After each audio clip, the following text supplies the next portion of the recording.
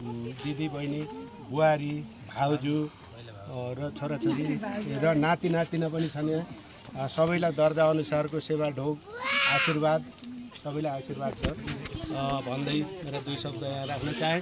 मैले कुल पूजाको बारेमा हामी साउ पौडेल कसरी भयौँ त हामीलाई त साउ भन्नुको कारण के हो, हामी त पौडेलहरू कहाँबाट आएका हौँ के गर्दैछौँ को हौँ भन्ने कुराहरू यथार्थ मैले बुझेअनुसार थोरै छोटकरीमा मैले नि अब म नि विज्ञ त होइन, अब सबै बुझेको छु भन्न सक्दिनँ र बुझेको पनि छैन।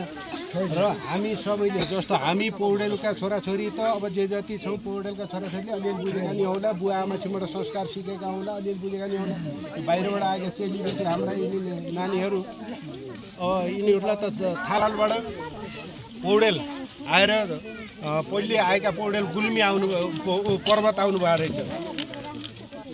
पहिला पर्वत आउनु भएको रहेछ एकजना पौडी गढवालबाट पौडेल त्यो पर्वत आउने मध्येका उदयराज भट्ट पहिले पौडेलहरूलाई भट्ट भन्ने रहेछन्, उहाँबाट आउँदा भट्ट रहेछन् उदयराज भट्ट। उदयराज भट्टका छोरा दुई भाइ वंशराज र वत्सराज दुई भाइ रहेछन्। त्यसमध्ये वत्सराजका छोरा गुल्मी आएका रहेछन्, पर्वतबाट गुल्मी आएका रहेछन् र गुल्मी आएका र कौशल राजका छोरा उदयराजका छोरा जेठा उदयराजका छोरा ठाडा आएका खेमराज पौडेल जो गुल्मीबाट ठाडा आए। खेमराजका छोरा दुईवटा रतन र विशु भन्ने नामका रहेछन्। खेमराजका छोरा जो चाहिँ गुल्मीबाट ठाडा आए उनका छोरा दुईवटा, त्यसमध्ये रतन र विशु रहेछ। विशुका छोरा रामदास रहेछन् ठाडा आएका, जो चाहिँ ठाडा आए तिनी चाहिँ रामदास रहेछन्। रामदासका छोरा पाँच भाइ जो ठाडा आएर बसे साउटोलामा साउको बारीमा साउबाको बारीमा बसेको पुर्खोली थलो हाम्रो पहिलेको त्यहाँ रहेछ। त्यहाँ आएर बसेका चाहिँ रामदासका पाँच भाइ छोरा र जेठा बलिभद्र बलकोट बसेका रहेछन्।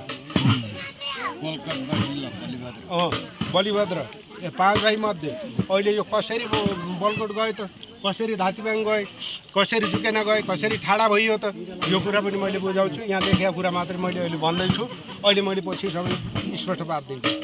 त्यसपछि जेठा बलिभद्र बलकोट बस्नुभएको रहेछ। माइला भेषदत्त जुकेना हुनुहुन्छ रहेछ। साइला पदमलाल माचकोट र काइला गणपति धातीबाङ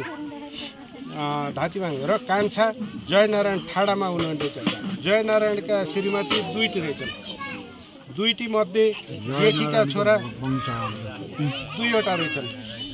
दुईवटा मध्ये चुरामणी र उमानन्द। चुरामणीको सन्तान साउटोलातिरका, उमानन्दको सन्तान हामी साउटोलाका नै यिनी जस्तो ढाँडखोले सिस्ने खोल्टे माजारे मध्येका चुरामणी उमानन्द यो हाम्रो सन्तान। यहाँ जे जति आएका छौँ हामी जति जम्मा भएका छौँ चुरामणीका सन्तान। चुरामणी मध्येका के अरे उमानन्द मध्येका यहाँ नआएको भीमप्रसाद दाइ र दधिराम मात्रै हो, अरू सबै छौँ यहाँ टोटल छौँ। र उहाँहरूलाई पनि मैले उपस्थित हुनको लागि मैले भीमप्रसाद दाइलाई पनि भनेको थिएँ, उसलाई दधिरामलाई पनि भनेको थिएँ अब फेरिको कुल पूजादेखि चाहिँ भेट गरौँला, यसरी गरौँला भन्ने कुराकानी आउनुहुन्छ। र उमानन्द मध्ये हामी चाहिँ अब हामी यतिका भइसक्यो। हाम्रो परिवार सङ्ख्या गन्दाखेरि असङ्ख्य छ। हाम्रो के भने यो परिवार सङ्ख्याको पनि हामीले जनगणना गरेर उडेर कति भएछौँ त हामी एउटा बुढाका सन्तान, उमानन्दको सन्तान कति भएछ त भन्ने कुरा गणना गर्न बाँकी छ। कुनै दिन मिटिङ बसेर सल्लाह गरेर सबै चाहिँ उपस्थिति उठाउन पर्ने हुन्छ। र हाम्रो यो साउ पौडेल कुल पूजा समाज, यो साउ पौडेल भन्नुको कारण के हो त, धेरै सम्पत्ति कमाएर धनी भएर चाहिँ कसैले पौडेल भनेको साउ पौडेल भनेको होइन। यो साउ पौडेल भनेको कस्तो भने जस्तो गुल्मीबाट आएर उडेर अघि हाम्रा चाहिँ यहाँ पुर्खा जयनारायण ठाडा आएर बस्दै गर्दाखेरि अघि भुरे टाकुरे राजाहरू खाँचीमा, अर्घामा, जयकोटमा यही ओली डाँडामा ओली राजाले राज गर्थे। हामी चाहिँ एउटा पवित्र एउटा ठुलो मान्छेले चाहिँ राज गरेको ठाउँमा छौँ। हामी कस्तो ठाउँमा छौँ त यो ओली डाँडाको एउटा डाँडा छौँ, यस्ता छौँ भन्ने कुरा हामीमा छ। तर चाहिँ यो यस्तो महत्त्वपूर्ण ठाउँ हो कि अघि राजाहरूले तपस्या गरेको ठाउँ, बसेको ठाउँ हो। ओली राजाले तपस्या गरेको हुँदाखेरि यसलाई ओली डाँडा भन्ने गरेको। राजाहरू यहाँ बसेर राज गर्दै गर्दा अघि चाहिँ त्यो खाना जुन चाहिँ रासन सिद्धिएछ, पैसा पनि सिद्धियो, केही पनि छैन। नभइसकेपछि राजाले अब कसले दिन्छ त हामीलाई चाहिँ यहाँ भनेर खाँचीका राजाले त्यो हाक पार्न लगाएर सेनाहरू लगाएर अन्न खोज्दै जाँदाखेरि अर्घाखाँची जिल्लामा मैले दिन्छु जे जति चाहिन्छ मैले दिन्छु, मछिम पठाउनुहोस् भनेर उरेर राजालाई भनेर हाम्रा पुर्खाले चाहिँ हाम्रा जो जयनारायणले बोलाएर घरमा बोलाएर उरेर चामल दाल तरकारी पैसा के चाहिन्छ सबै कुरा गरेर उरेर राजालाई चाहिँ दिनुभएछ। दिएपछि राजाले एउटा तमसुक लेखेर उरेर दिनुभएछ। त्यो तमसुक अहिले पनि छ। त्यो तमसुक जुकेनाका पौडेल छिन् गोरसिंहे बस्छन्। उति बेला काटेको बाँसको ढुङ्ग्रो छ। त्यो बाँसको ढुङ्ग्राकै ढक्कन छ। फेरि त्यो ढुङ्ग्रामा त्यसरी सेभ गरेर राख्नु भएको छ। र त्यो पैसा चाहिँ दिइसकेपछि उहाँहरूले लगाएर चलाउनु भयो। चलाएपछि पछि 2-3 महिना 4 महिनापछि कति बेला आउनुभयो, आएर उरे केही दिनुभयो, केही दिन सक्नु भएन। त्यसपछि उहाँहरूले के भन्नुभयो भनेदेखि तपाईँहरू मेरो साउ नेपालमा, तपाईँहरू मेरो साउ, मलाई चाहिँ मेरा सेनाहरू भोका रहँदा खानालाई कमी हुँदाखेरि यसरी चाहिँ रासन दिएर मेरा सेना चाहिँ बचाएको हुँदाखेरि तपाईँहरू मेरो साउ भनेर उहाँहरूले हम लाएर चाहिँ भनेको उपाधि शब्द हो त्यो साउ भनेको। हामीले सम्पत्ति कमाएर साउ भनेको होइन।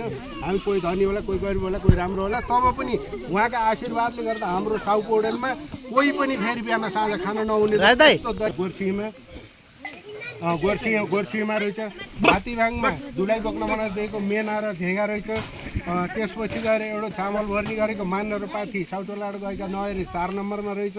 मैले सबैको फोटो खिचेर त्यो क्यालेन्डरमा हालेको छु। मैले क्यालेन्डर ल्याएर यहाँ सबैलाई दिएको छु। हाम्रो साउ पौडेल कुलपूजा समाजको भनेर अहिले मैले 7 वर्षदेखि क्यालेन्डर छापेर आफ्नो व्यक्तिगत रूपमा मैले क्यालेन्डर विमोचन गरिराखेको छु। सबैलाई बाँडेको छु। कसै कहाँ पुग्यो होला, कसै कहाँ पुगेन होला। त्यही त एक भाइलाई जुकेना दिन्छु, एक भाइलाई हात्तीभाङ, एक भाइलाई माथकोट, एक भाइलाई चाहिँ काभ्रे, एक भाइलाई ठाडा गरेर 5 भाइलाई 5 ठाउँका जग्गा उपाधि दिएका जग्गाउने नि हाम्रा तिरा भरेका कुनै मुख्यलाई कर दस्तुर तिरेर किनेर गरेका जग्गा यिनी होइन। यिनी राजाले उपहार दिएका उपाधि दिएका जग्गाहरू हुन्। हामी त्यस्ता जग्गामा बसेका छौँ। राजाको खानदान हो हामी। हामीले सबैले तर्पण दिइराखेको छ भने तर्पण दिने मान्छे त डाँडाको त होइन भनेपछि त्यो कुरालाई हामीले बुझेर यो बालबच्चा छोरा नाति जो छन् यिनीहरूलाई घरमा गएर पनि हामीले सिकाउनु। हामी यसरी मान्नुपर्छ, यसरी गर्नुपर्छ। यो पौडेल परिवारको लिस्ट बनाम के कति हम त्यो सबै ग्रुपमा हालौँ। ल हालौँला सुन। त्यसपछि हामीले ढोग दिँदाखेरि त्यो त हाम्रो त्यो त सिकाउनु भएन नि। त्यो त यहाँ भन्दैछु त्यो त सुन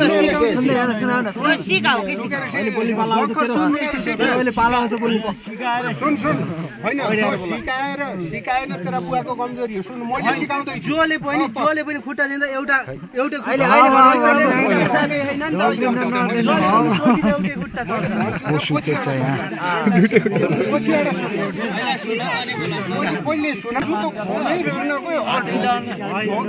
सर्दाले ढोक्दिन खोजे। हामीले जुत्तो खोलेर उडेर ट्याक्क खुट्टो दिने, उसले सर्दाले ढोक्दिने, हामीले चाहिँ आशीर्वाद दिने। यो गरेर ढोक दिनले यसो खुट्टो यसो गर्दा हामीले जुत्तै खोल्न भ्या हुन्न, हेर्न पनि भ्या हुन्न, कसको छोरो कथेर आशिष दिने, कथेर आशिष दिने। त्यो ढोगाउने मात्रै ठुलो कुरा होइन। ढोगाउने केको लागि भन्दा आशिषको लागि। दसैँको टिका केको लागि लगाइन्छ भन्दाखेरि आशिषको लागि। त्यो निधार रङ्गाउनलाई मात्रै टिका लगाएको होइन, त्यही टिकाको पनि महत्त्व छ। यहाँ कतिपय हामीले के गर्छौँ भने दसैँको टिको मात्रै बार्छौँ, अरू केही पनि बार्दैन। त्यो संस्कार त्यो पनि चाहिँ गलत हो। यसमा नि सताउनु पर्छ। त्यसपछि गएर ढोग दिने कुरा मान मर्यादालाई कसैले पनि मैले एउटा अनुरोध के गर्छु भने सबैलाई पनि यो अहिलेका जमाना अनुसार हात ढोग्यो भने हात दियो भने त्यो अपराधी हो। त्यसपछि